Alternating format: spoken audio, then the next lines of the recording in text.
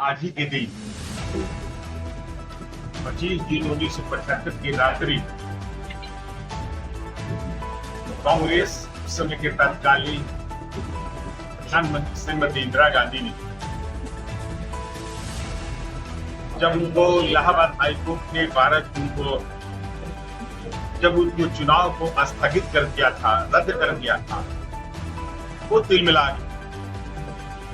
क्योंकि 1971 के चुनाव के बाद, पाकिस्तान से बांग्लादेश के बंटवारे के बाद मन में मदान हो गई थी और 1971 के चुनाव में राजनारायण को उन्होंने हराया था और राजनारायण ने उस चुनाव को चुनौती दी थी और 22 जून 1975 को जजमेंट आया कि इनको चुनाव को रद्द किया जाता है।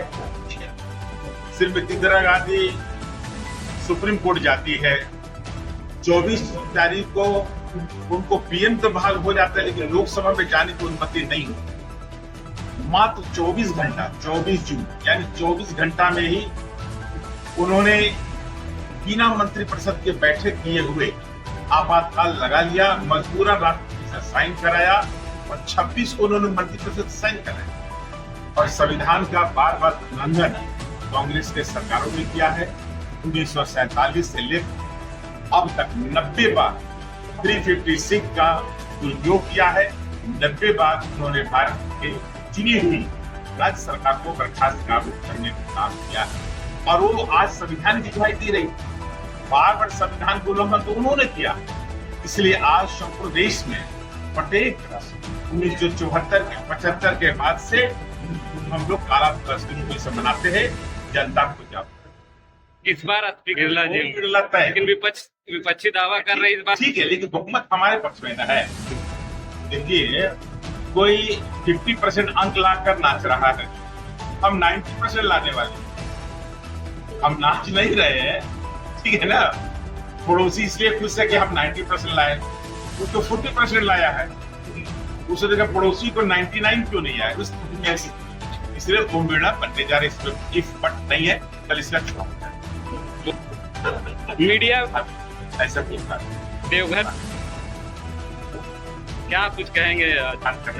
एक सवाल अभी काफी चर्चा में है। ऐसा है। ठीक, अब इस कार्यक्रम के बाद, जैसे कि इस कार्यक्रम के बाद फिर चलिए ठीक। संविधान का उल्लंघन तो हमेशा कांग्रेसियों ने किया। 356 धारा का भी उन्होंने हमेशा दुरुपयोग किया। पूरे देश को एक जेल के रूप में परिणत कर दिया गया। उस समय महिलाओं के साथ भी इतनी अत्याचार राजनीतिक में नहीं होता है, लेकिन हमारी गायत्री देवी, विजय राजे सिंधिया को पागलों के साथ रखा गया। इससे ज्यादा अत्याचार क्या होगा? जो आज संविधान की दुहाई दे रहा है और बोल रहा है कि भारत में 400 पार आता तो संविधान खतरे में हो जाता। ये केवल जनता को बरगलाने का काम किए। 1000 का नोट बांट रहे हैं, महिलाओं को पैसा दे रहे हैं, 1 लाख रुपए टकाटक जाएगा, लोग लाइन लगा रहे हैं।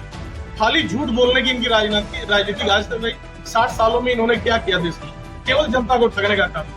जब हमारी भारतीय जनता पार्टी की सरकार आई तो सही मायने में विकास हुआ, अंतिम आदमी का उदय हुआ। जो मानव के लिए, जीवन के लिए सबसे मूलभूत सुविधाएं है, रोटी, कपड़ा और मकान, ये भारतीय जनता पार्टी ने देने का काम।